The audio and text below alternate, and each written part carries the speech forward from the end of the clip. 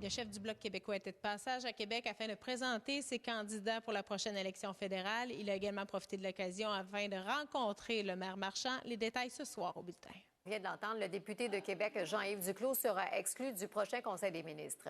Le ministre Duclos, qui a occupé des fonctions stratégiques au sein du gouvernement Trudeau, ministre de la Santé, on l'a entendu, ministre de l'Approvisionnement actuellement et des Services publics, lieutenant politique du Québec. Selon nos sources, il n'est pas amer du tout de cette décision, entend bien travailler très fort lors de la prochaine campagne électorale pour assurer une présence forte des libéraux dans la région. Déjà, on sent que les partis s'activent sur le terrain aujourd'hui. François Blanchet du Bloc québécois était ici pour présenter ses candidats dans la grande région de Québec.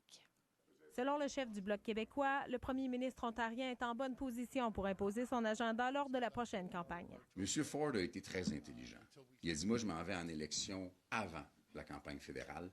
J'ai un mandat qui me donne une espèce de lune de miel, fut-elle courte, avec les Ontariens, et je vais imposer mon agenda à la campagne électorale fédérale, dont la finalité va se décider dans la grande région de Toronto.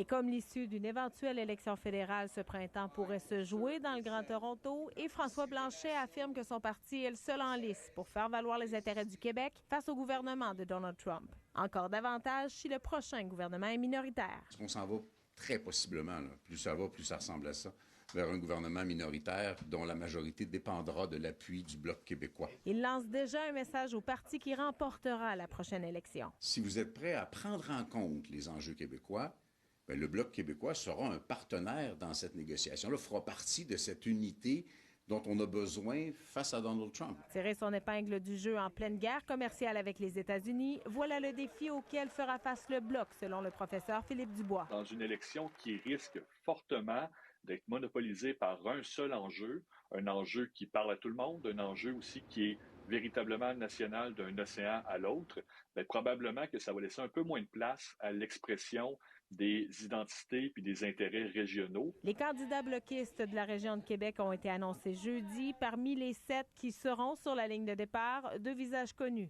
Les 2 députés actuels, Julie Vignola et Caroline Desbiens. Et François Blanchet a également profité de son passage à Québec pour se mettre à jour sur les dossiers de la capitale nationale dans le cadre d'une rencontre avec le maire Marchand. Sur le tramway, je vois l'approche, le mode de présentation. Moi, évidemment, mon rôle reste ce qu'il est, aller chercher l'argent fédéral. Mise à jour aussi concernant le port, les projets hypothétiques. À la suite de sa rencontre avec le maire de Québec, le chef du Bloc québécois a repris la route, cette fois-ci en direction du Saguenay, où il rencontrera notamment des gens d'affaires affectés par la mise en place de tarifs douaniers américains sur l'aluminium. Zoé Couture, TVA Nouvelles,